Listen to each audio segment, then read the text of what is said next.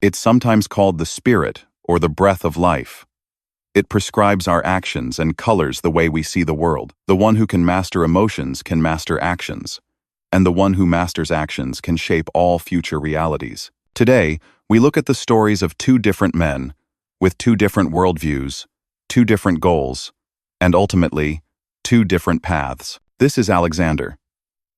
He believes there are only two kinds of people in the world: the conquerors and the conquered. To be great, you must become a conqueror. To him, life is a relentless struggle where only the strongest survive. From an early age, Alexander read extensively and admired Greek heroes who embodied courage, bravery, and leadership. Growing up with little, he worked hard for everything he had, and this convinced him that life is the result of one's own actions, that people must take complete responsibility for their circumstances. He demanded excellence from himself, physically and intellectually. His greatest challenge was to conquer himself every single day. One day, he encountered a homeless man who asked him for spare change. To Alexander, this man was the definition of the conquered. He thought, how could someone let themselves fall so far? What mistakes must he have made to end up here? Why doesn't he take steps to change his life? Alexander believed helping him would only encourage laziness and weakness. In his mind, those who make poor decisions should not be rewarded by those who made good ones. The man didn't need charity. He needed to learn how to survive.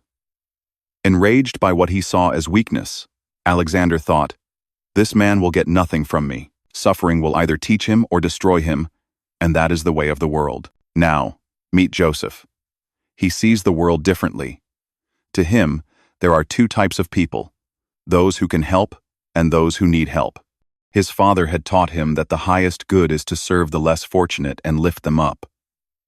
Joseph grew up in comfort and always felt a sense of debt to those who didn't have the same opportunities. From a young age, he was drawn to spiritual leaders who preached compassion and service. One day, Joseph also encountered a homeless man who asked him for change. To Joseph, this was not a weak man but rather an abandoned one. His heart ached as he thought, what a failure of society to let someone end up here. Life is so full of suffering and luck that any of us could have been in his place. Overcome with compassion, Joseph gave the man all the money he had in his pocket. And so, both stories end here. Both men perceived the same situation, yet through entirely different lenses. Where Alexander saw weakness, Joseph saw injustice. Both of their reactions were shaped by their past experiences and the invisible structure around them, the culture, environment, and teachings that influenced their worldview. For Alexander, strength and responsibility defined life. For Joseph, compassion and service defined life. Their emotions became tools. Anger served Alexander's pursuit of strength, while compassion guided Joseph's pursuit of service.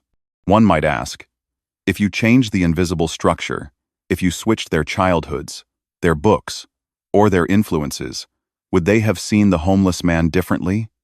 Would their emotions have shifted as well? True mastery of emotions, then, comes from altering the structure around us. It means expanding our knowledge so we can see the same scenario in multiple ways.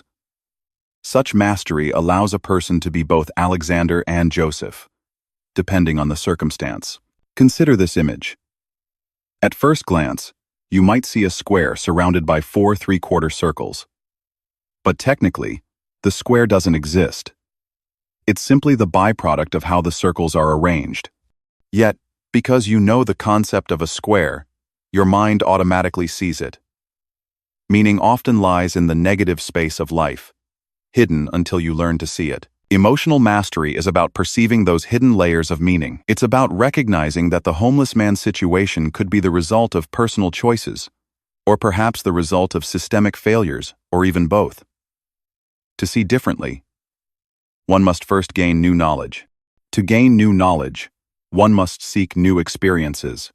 And to gain those experiences, one must learn to listen, especially to perspectives that challenge their own. If Alexander and Joseph had listened to one another, or even asked the homeless man about his story, they might have discovered a completely new understanding. Returning to the image, you probably think it's nothing more than circles and a square. But what if I told you it's actually a single rectangle with 4 3/4 circles removed? This shape is called a fit rectangle. By simply listening, you now perceive it differently. A new layer of meaning has opened up. And so, the path to mastering emotions begins with listening. To feel differently, you must first see differently. To see differently, you must gain knowledge you don't yet have. And to gain that knowledge, you must step into experiences you've never had before. As Joseph Campbell once said, "The very cave you are afraid to enter turns out to be the source of what you are looking for." This video was inspired by Dr. Lisa Feldman Barrett's theory of constructed emotion, which I've also discussed in another video.